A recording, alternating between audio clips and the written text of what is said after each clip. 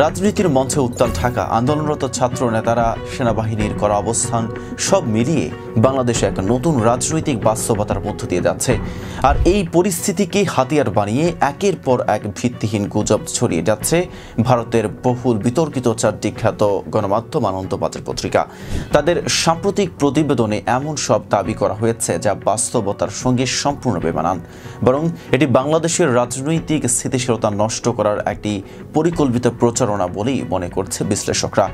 শুক্রবার ঢাকায় একাধিক রাজনৈতিক মিছিল ও সমাবেশ হয়েছে। বাইতুল মোকাররমে ফিলিস্তিনের পক্ষে সংহতি জানিয়ে ইসরায়েলের বিরুদ্ধে হেফাজত ইসলাম বাংলাদেশ বিক্ষোভ মিছিল করেছে। অপরদিকে ছাত্রনেতা হাসনাত আবদুল্লাহ সেনাবাহিনী প্রধানের ব্যাপারে বিস্ফোরক মন্তব্যের পর তা নিয়েও বিচ্ছিন্নভাবে কয়েক জায়গায় বিক্ষোভ মিছিল হয়েছে। সামগ্রিকভাবে দেশ স্বাভাবিক ছন্দেই চলছে, কিন্তু আনন্দবাজার পত্রিকা এটিকে রীতিমতো সেনা শাসন আসন্ন ধরনের সংকট হিসেবে তুলে ধরেছে, যা শুধু বিভ্রান্তিকরই নয়, এটি বাংলাদেশের সার্বভৌমত্বের বিরুদ্ধে এক ধরনের অপপ্রচার। আনন্দবাজার তাদের প্রতিবেদনে দাবি করেছে ছাত্র নেতাদের এই আন্দোলনের পাশে নাকি জামায়াত ইসলামী, হেফাজত ইসলাম এবং নিষিদ্ধ হিজবুত তাহরীর মতো উগ্রবাদী ও জঙ্গি সংগঠন রয়েছে। অর্থাৎ তারা ইঙ্গিত দিতে চেয়েছে বাংলাদেশের চলমান রাজনৈতিক অস্থিরতা আসলে মৌলবাদী ও জঙ্গিবাদী গোষ্ঠীগুলোর হাতেই পরিচালিত হচ্ছে এবং বাংলাদেশ জামায়াত ইসলাম ও হেফাজত ইসলাম উগ্রবাদী ও জঙ্গিবাদী সংগঠন। এখানেই প্রশ্ন ওঠে, তথ্য প্রমাণ ছাড়াই কিভাবে একটি আন্তর্জাতিক সংবাদ মাধ্যম এ ধরনের বানোয়াট রিপোর্ট প্রকাশ করতে পারে?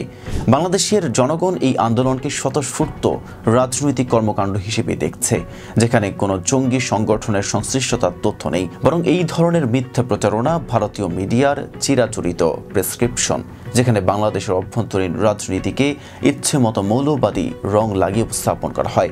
বাংলাদেশের অভ্যন্তরীণ বিষয়ে ভারতের একটি মিডিয়া কেন এইভাবে নাক গলাচ্ছে? এটি নিছক সাংবাদিকতার ভুল, নাকি এর পেছনে কোনো সুদূর প্রসারী পরিকল্পনা আছে? এটি নতুন কিছু নয়।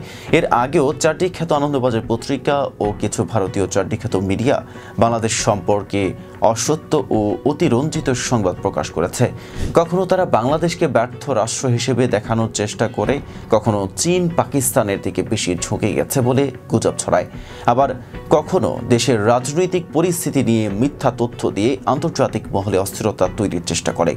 বিশ্লেষকদের মতে বাংলাদেশের রাজনৈতিক স্থিতিশীলতা ও স্বাধীন পররাষ্ট্রনীতি ভারতের কিছু মহলের জন্য অস্বস্তিকর হয়ে উঠেছে, তাই তারা বারবার গুজব রটিয়ে পরিস্থিতি ঘোলাটে করার চেষ্টা করে। আনন্দবাজার তাদের প্রতিবেদনে সেনাবাহিনীর সঙ্গে ছাত্রদের মুখোমুখি অবস্থানের কথা এভাবে উল্লেখ করেছে যে সেনা শাসন জারি হয়ে যেতে পারে, কিন্তু বাস্তবতা হলো বাংলাদেশের সেনাবাহিনী সাংবিধানিক দায়িত্ব পালনে প্রতিশ্রুতিবদ্ধ এবং তারা দেশের গণতান্ত্রিক ব্যবস্থাকে সমর্থন করে।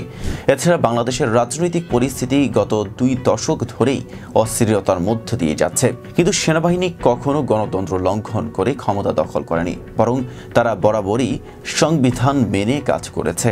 তবে এবার জাতীয় নাগরিক পার্টির মুখ্য সংগঠক হাসনাত আবদুল্লাহ সেনাপ্রধানের নামে যে অভিযোগ এনেছে তা যদি সত্য হয়, তাহলে তা হবে আওয়ামী লীগ পুনর্বাসনের প্রচেষ্টার অংশ।